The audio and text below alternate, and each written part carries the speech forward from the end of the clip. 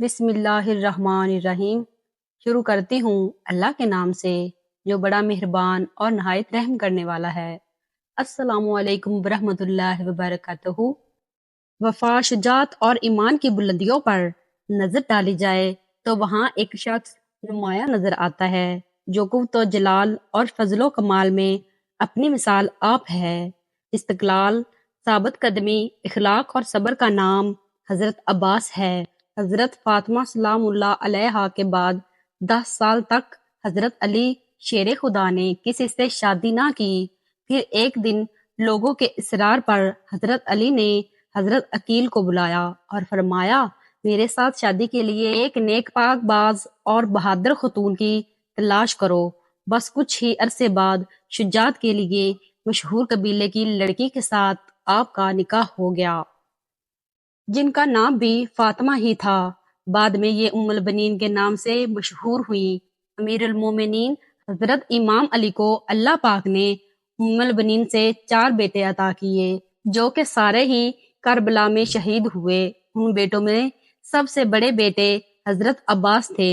وفا، شجاعت اور صبر حضرت عباس کو ورثے میں ملا تھا، کیونکہ ایک طرف والد جو کہ شیر خدا ہیں اور دوسری طرف ماں بنو کلاب سے ہیں جو عرب میں عرصہ دراز سے شجاعت کے لیے مشہور تھا۔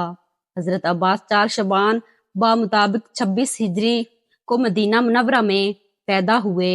امیر المومنین حضرت علی کبھی جناب عباس کو اپنی گود میں بٹھاتے تھے اور ان کو آستان کے پیچھے الٹ کر بوسہ دیتے اور آنسو بہاتے جاتے۔ ایک دن ان کی ماں ام البنین اس ماجرے کو دیکھ رہی تھی۔ حضرت علی نے فرمایا، یہ ہاتھ اپنے بھائی حسین کی مدد اور نصرت میں کاٹے جائیں گے، میں اس دن کے لیے آنسو بہا رہا ہوں۔ جناب عباس نے حسنین کریمین کے ساتھ تربیت پائی۔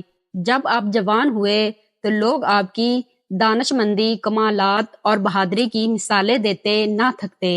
جب حضرت علی شہید ہوئے تو آپ اس وقت 14 سال کے تھے۔ اس عظیم صدمے کو برداشت کیا اور جنازے کو رات میں دفن کیا۔ بس اس دن سے حضرت عباس کے امتحانات شروع ہو گئے جو سب انہوں نے ہمت اور صبر سے برداشت کیے۔ آخر کو آپ نے وہ دن بھی دیکھا کہ جب حضرت امام حسن کو زہر دے کر شہید کیا گیا، آپ کا جنازہ بھی صحیح طریقے سے نہ پڑھنے دیا گیا، لیکن یہ بہادر باپ کے بیٹے نہ صرف اس لیے برداشت کیا، حضرت حسین نے انہیں یہ کہہ کر منع کر دیا کہ عباس ابھی جنگ کا وقت نہیں۔ جناب عباس کی شادی عبداللہ بن عباس کی بیٹی لبابہ سے ہوئی، جن سے اللہ پاک نے انہیں 2 بیٹے عبید اللہ اور فضل عطا فرمائے۔ آپ ہمیشہ حضرت امام حسین کے شانہ بشانہ رہیں، بلکہ حضرت عباس ہمیشہ بنی ہاشم کے 30 نوجوانوں کا حلقہ بنا کر حضرت امام حسین کی حفاظت کے لیے ان کے ساتھ رہتے تھے۔ آپ نے ہمیشہ اپنے آپ کو حضرت حسین کا غلام بنا کر پیش کیا، نہ کہ بھائی، یہاں تک کہ کربلا کے میدان میں آپ نے اپنی غلامی اور وفا کا مظاہرہ کیا۔ ابن زیاد جانتا تھا کہ جب تک عباس کربلا کے خیموں میں موجود ہے ہم ان تک نہیں پہنچ سکتے، اس لیے انہوں نے ایک چال چلی کہ شمر ملعون کو 4000 سپاہی دے کر حضرت عباس کے پاس بھیجا۔ شمر نے حضرت عباس کو کہا کہ میں ابن زیاد کی طرف سے عباس تمہارے اور تمہارے بھائیوں کے لیے امان نامہ لکھوا لایا ہوں، اس لیے تم یہاں سے جا سکتے ہو۔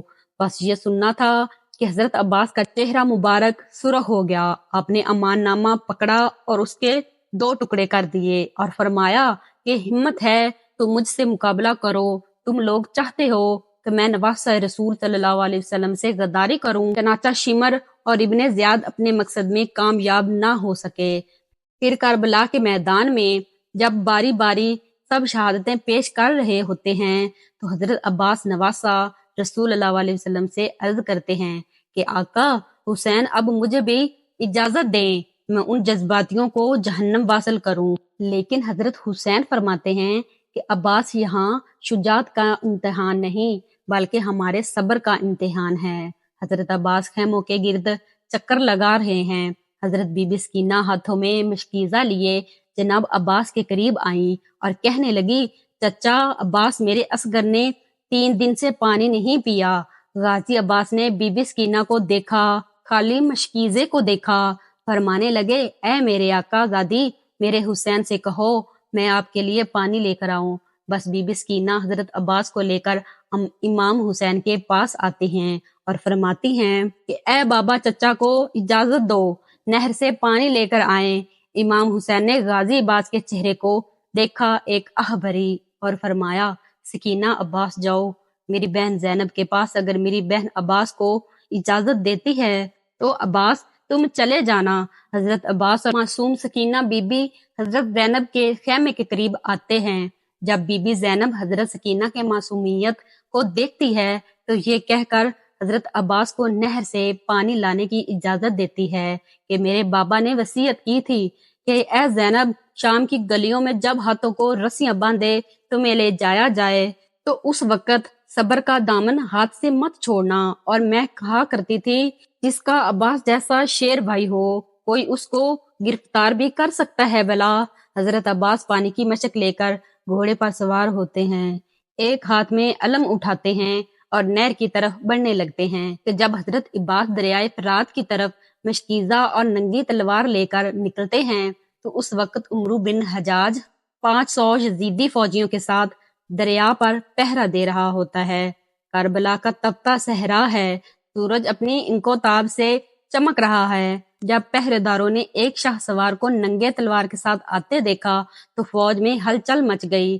تاریخ گواہ ہے کہ حضرت عباس نے 133 یزیدوں کو چیر ڈالا اور دریا پر پہنچ گئے۔ باقی فوجی امداد لینے کے لیے اپنے کیمپوں میں بھاگ گئے۔ حضرت عباس نے اپنا علم دریا کے کنارے گاڑ دیا اور مشک میں پانی بھرنے لگے۔ مشک بھرنے کے بعد آپ نے خود پانی پینے کے لیے چلو بھرا اور پھر یہ سوچ کر پانی گرا دیا کہ میرے آقا حسین اور ان کی آل کب سے پیاسی ہے۔ اللہ اکبر۔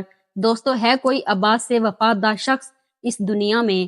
پھر آپ نے سوچا کہ اپنے گھوڑے کو پانی پلا لیتا ہوں، لیکن گھوڑا بھی وفادار ہی نکلا، اس نے پانی نہ پیا۔